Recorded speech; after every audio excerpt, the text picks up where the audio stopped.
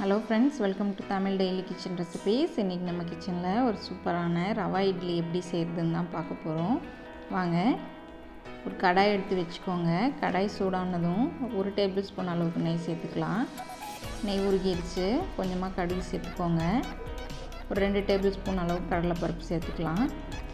1 tablespoon அளவுக்கு உளுந்தம் பருப்பு சேர்த்துக்கலாம். இதை ஃப்ரை பண்ணிக்கோங்க.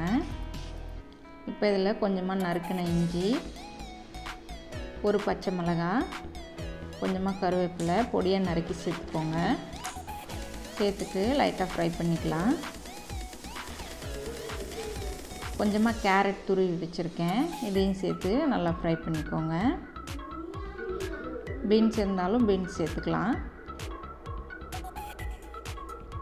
கேரட் ஃப்ரை ஆயிடுச்சு. இப்போ இதில் ஒரு கப் அளவுக்கு ரவை சேர்த்துக்கோங்க. ரவை சேர்த்து ஒரு 2 நிமிஷத்துக்கு நல்லா ஃப்ரை பண்ணிக்கலாம்.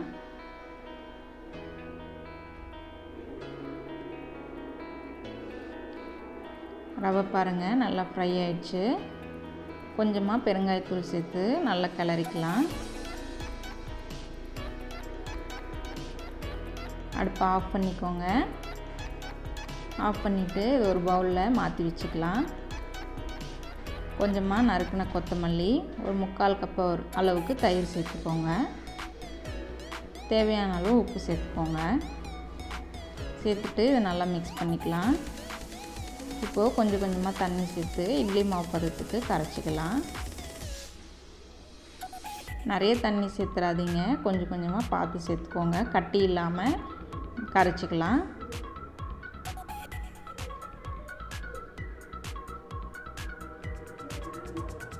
பாருங்கள் இந்த அளவுக்கு கரைச்சிருக்கேன். இப்போ இதை ஒரு 15 நிமிஷத்துக்கு மூடி போட்டு தனியாக வச்சுருங்க.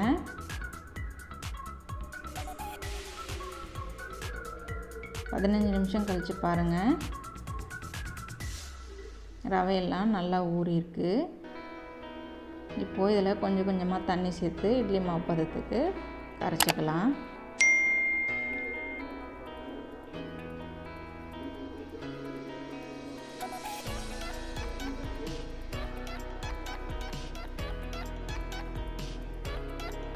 பாருங்கள் இட்லி மாவு பதத்துக்கு இருக்குது. இப்போ நம்ம இட்லி தட்டில் ஊற்றிடலாம்.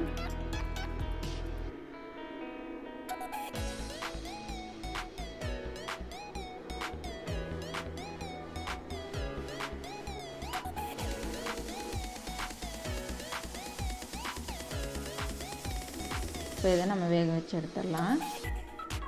தண்ணி நல்லா கொதிச்சிட்ருக்கு. இட்லி தட்டு வச்சிடலாம். ஒரு 15 நிமிஷம் வேகட்டும். அடுப்பு மீடியம் ஃப்ளேம்லேயே வச்சுக்கோங்க.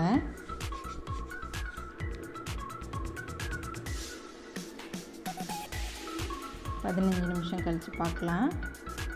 ரவா இட்லி தயாராகிடுச்சு. நல்லா சூப்பராக வெந்து வந்திருக்கு. நீங்களும் இதே மாதிரி ட்ரை பண்ணி பாருங்கள். இந்த வீடியோ உங்களுக்கு பிடிச்சிருந்ததுன்னா ஒரு லைக் கொடுத்துருங்க.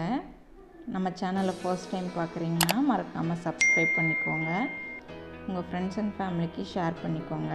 தேங்க்யூ.